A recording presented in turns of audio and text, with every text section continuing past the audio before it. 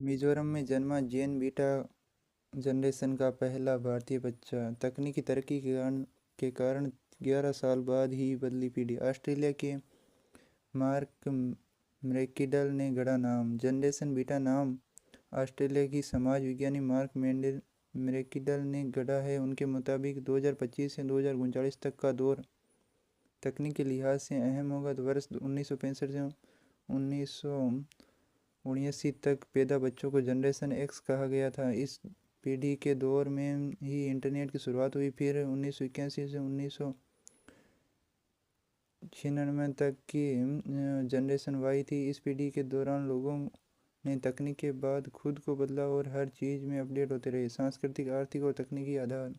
आमतौर पर एक पीढ़ी 15 से 20 साल की अवधि की होती है। पीढ़ी का नामकरण उस दौर की सांस्कृतिक, आर्थिक और तकनीकी घटनाओं के आधार पर होता है।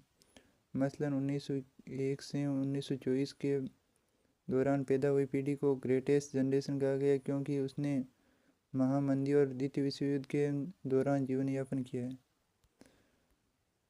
नई दिल्ली, भारत में जनरेशन बीटा के पहले बच्चे का जन्म मिजोरम की राजधानी आइजोल में हुआ है। उसका नाम फ्रैंकी रखा गया। फ्रैंकी का जन्म 1 जनवरी शुरू होने के 3 मिनट बाद यानी 12:03 बजे हुआ था।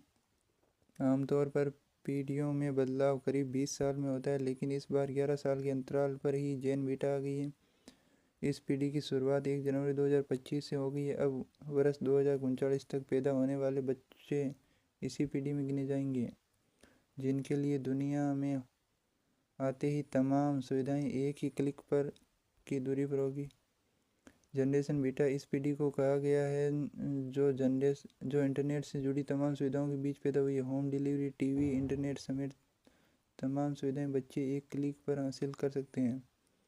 इससे पहले 2013 से 2024 तक पैदा हुए बच्चों को जनरेशन अल्फा कहा गया है। इस पीढ़ी को जन्म के साथ ही हाई स्पीड इंटरनेट की सुविधा मिली।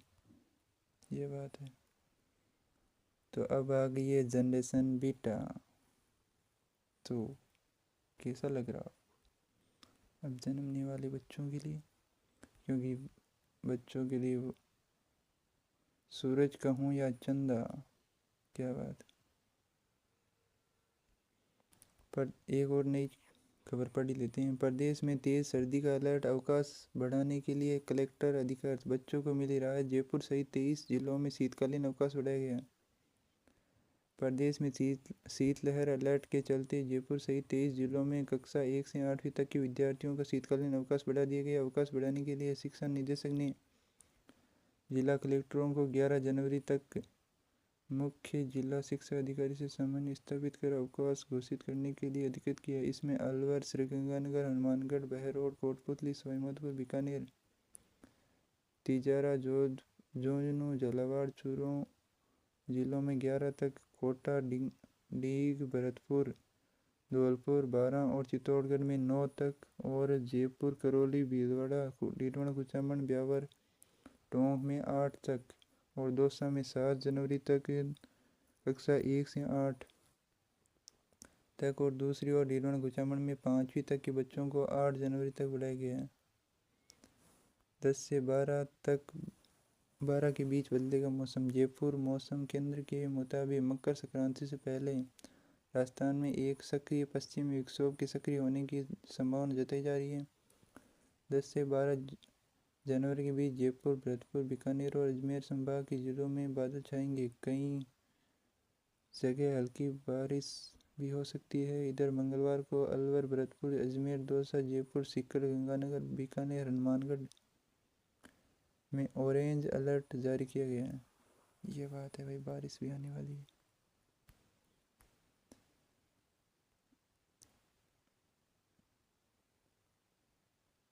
तो और पढ़ते हैं कौन सी खबर है। छत्तीसगढ़ की खबर है भाई।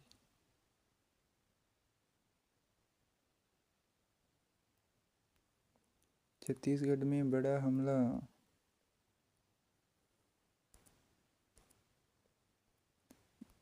बीजापुर में नक्सलियों की बारूदी सुरंग धमाके में 9 जवान शहीद हो गए। सीएम ने कहा जवाब देंगे। 2025 की तीसरी घटना। छत्तीसगढ़ में 2025 की ये तीसरी नक्सल घटना है। गोरियाबाद जिले में 3 जनवरी को मुठभेड़ और 3 नक्सली ढेर हुए थे। इसके बाद 4 जनवरी को दंतेवाड़ा में मुठभेड़ में 5 नक्सली मारे गए। तीसरी घटना हो गई भाई, 2025 शुरू होती। छत्तीसगढ़ में नक्सल प्रभावित जिले बीजापुर के बेदरे क्षेत्र में सोमवार को नक्सलियों ने सुरक्षा बल को निशाना बनाते हुए ये तो पढ़ते हैं आगे की न्यूज। बने रहिए, तब तक सब्सक्राइब करें, लाइक करें। चलो पढ़ते हैं एक बढ़िया न्यूज। चिंताजनक बात क्या है कि 21 जिलों में वन क्षेत्र में कमी हुई है, 12 में बढ़ोतरी हुई है। उदयपुर, जोधपुर, कोटा के अंदर वन क्षेत्र बढ़ा है, जयपुर और अजमेर में कमी हुई है। वन सर्वेक्षण रिपोर्ट किया है। सीकर में सर्वाधिक बड़ा जंगल, 12 में सबसे ज़्यादा नुकसान। किस ज़िले में कहाँ कितना जंगल है ये यहाँ पर दिया हुआ है। सीकर के अंदर सबसे ज़्यादा बता रहे हैं। गैर वन क्षेत्र में बड़े पेड़। प्रदेश में कुल वन क्षेत्र बढ़ा है उदयपुर के अंदर। तो ट्रेंडिंग वीडियो कौन कौन से हैं भाई, ट्रेंडिंग वीडियो के बारे में बात कर लेते हैं। मनमोहन सिंह को कमज़ोर कहने वालों को जावेद अख्तर का करारा जवाब। HMPV वायरस की भारत में एंट्री, ये 2 वायरल हो रहे हैं। और नीचे क्या खबर है। कोटा में अंदर झूला झूलते समय गले में फंदा लगा और बालिका की मौत। क्या बात है, ये तो बहुत बड़ी खबर है। देवली के हनुमान नगर में 4.89 करोड़ के गांजे के साथ 2 तस्कर गिरफ्तार। लेक सिटी में 2024 में पहुंचे 20 लाख से अधिक पर्यटक। और ये किसकी बात हो रही है, क्या बदलाव है। गरीबी और अशिक्षा बाल विवाह का बड़ा कारण। बदलाव, विवाह का कच्चा बंधन तोड़ शिक्षा की राह पर हमारी बेटियां। आर्थिक तंगी के चलते पिता ने तय की 2 बेटियों की एक साथ शादी। खंडार क्षेत्र के एक लोसाड़ा निवासी सपना और काजल का विवाह पिछले साल जनवरी में हो रहा था। आर्थिक तंगी से चलते पिता ने दोनों बेटियों की एक साथ शादी तय कर दी। खंडार में सबसे ज़्यादा मामले आ रहे हैं। सवाईमाधोपुर जिले में बाल विवाह के सबसे ज़्यादा मामले खंडार क्षेत्र में के सामने आ रहे हैं। यहाँ पर हर साल 40 से 45 बाल विवाह होते हैं। इन शादियों में कार्ड पर बच्चा बच्ची की उम्र नहीं लिखी जाती है। 3 वर्षों में 1633 बाल विवाह रोके गए हैं। गांव-गांव जाकर लोगों को कर रहे जागरूक, यह सही बात है। कलेक्टर अंकल ने पढ़ाया, खेल में नाम कमाया, ये है भाई। ख्वाजा के दर अकीदतमंद का सिलाब। ये कह रहा है मोबाइल से करियर हो रहा प्रभावित, समझदारी से करे उपयोग, ये तो सही बात है।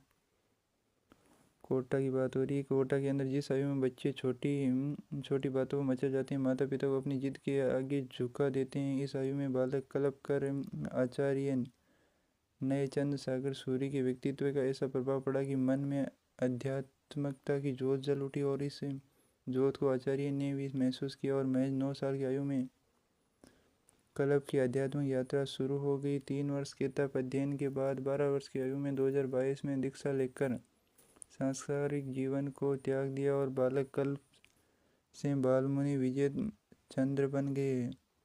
अब तक 5000 किलोमीटर पदयात्रा कर चुके हैं। उन्हें आगाम की 750 गाथा कंठस्थ है।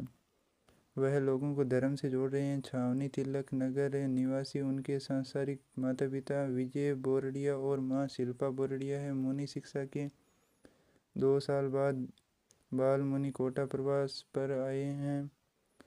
दानबड़ी दादाबड़ी में डॉक्टर अजीत चंद्र सागर सूरी के माध्यम से पत्रिका ने बालमुनि के विचार जाने। पत्रिका की बालमुनि विजय चंद्र से खास बातचीत। 2 साल बाद कोटा आए हैं, कैसा लगा खासतौर से परिवार से मिलकर।